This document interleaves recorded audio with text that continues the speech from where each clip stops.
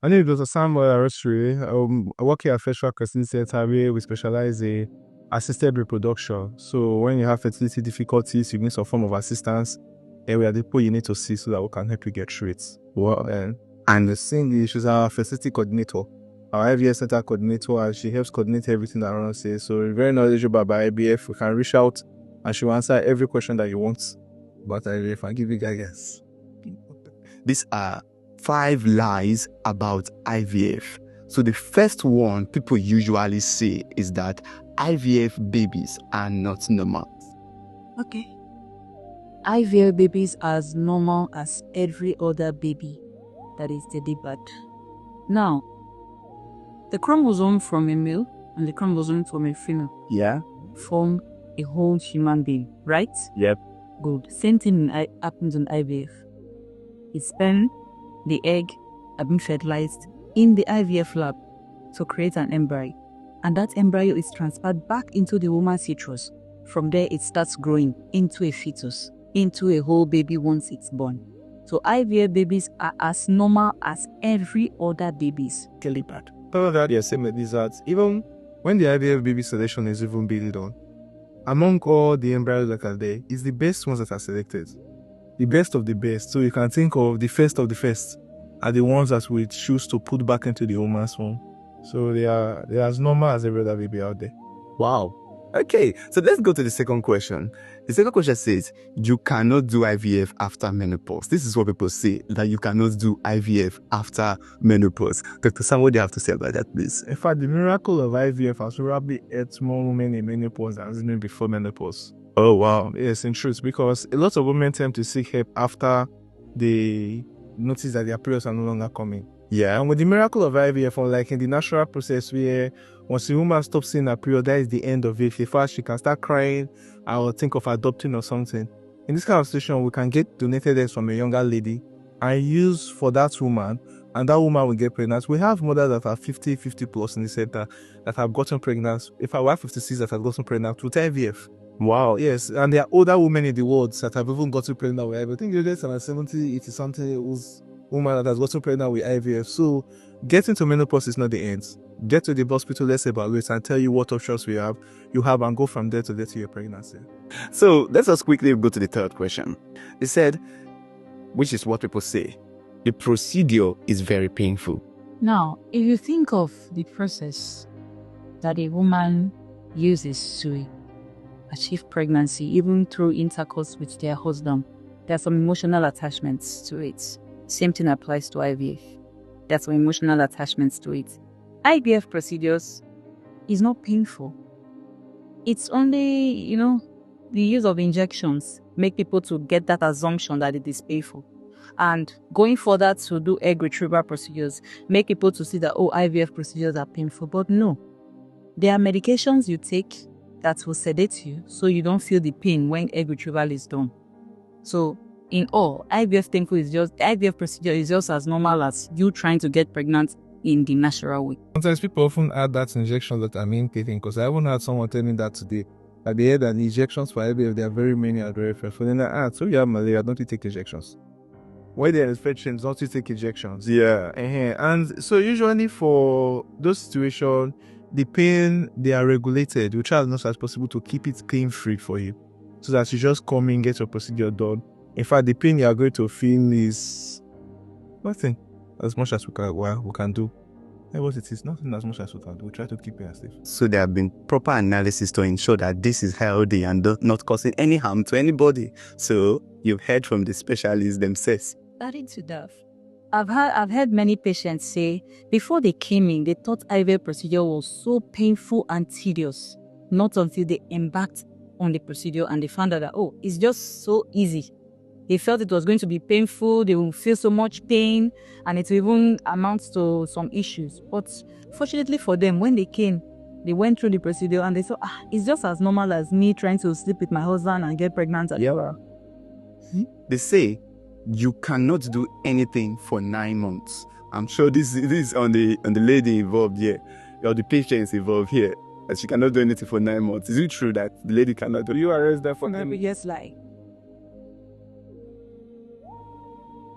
Even while undergoing the IVF procedure, you still go about your normal daily activities. Wow. Just like the woman that meets her husband and gets pregnant, she's always advised, don't stress yourself, don't do hard work. Same thing applies to IVF, because stress on a normal can affect your hormonal dispensations, your hormonal the hormonal displays in the body. So if you stress yourself, it can affect you even while trying to conceive on your own naturally. So the only thing we tell our patients to do is to avoid stress.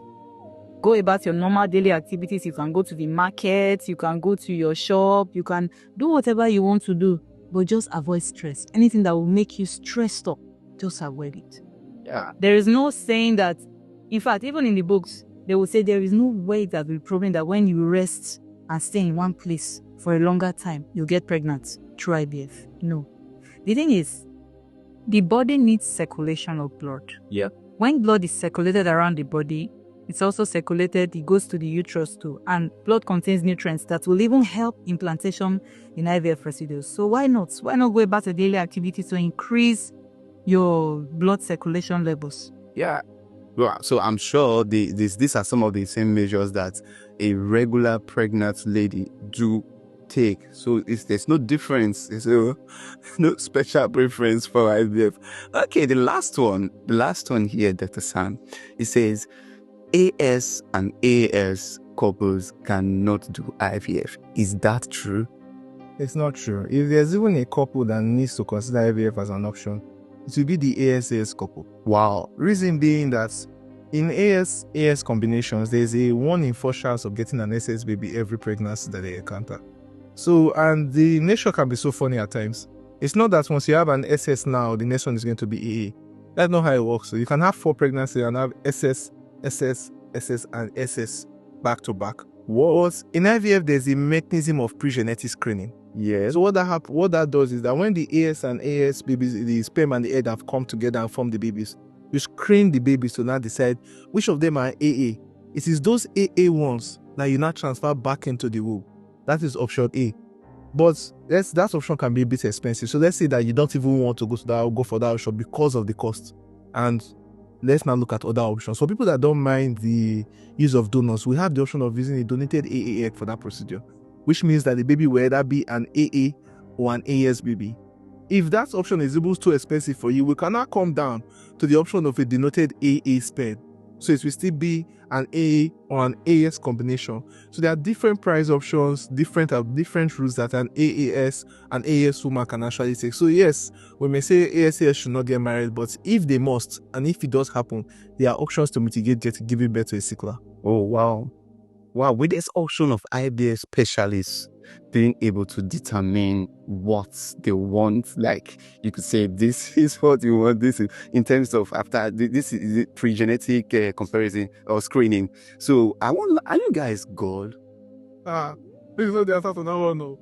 Are you the real demigod that they say that is stated in the Bible? So everything is still God related.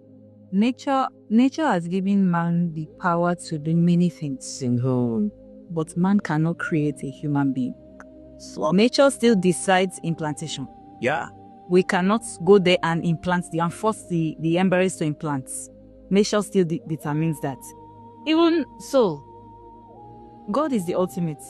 Yeah. Man can only try and try and try, but whatever nature says will work. That is what will work. So we owe IVF to God.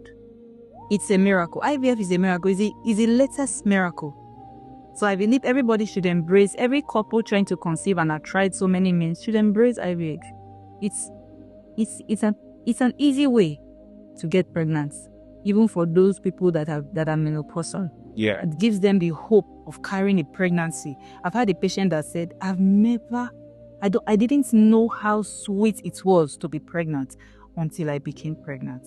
And she always shared her testimony. So I believe with God, all things are possible. Yes. Yeah, that is so true. Here at the First Rank Fertility Center, you see everything happens here from the beginning of the procedure to high success rates. You can see they're talking about testimonies from patients who have successfully done the procedure here. So you see all handles, websites concerning First Rank Fertility Center, and you see the social media handles for Dr. Sam. I'm sure if Dr. Cindy gives me out, you see that all of them tagged to this video. So thank you, sir. Thank you, ma'am. And I will have a handshake with them.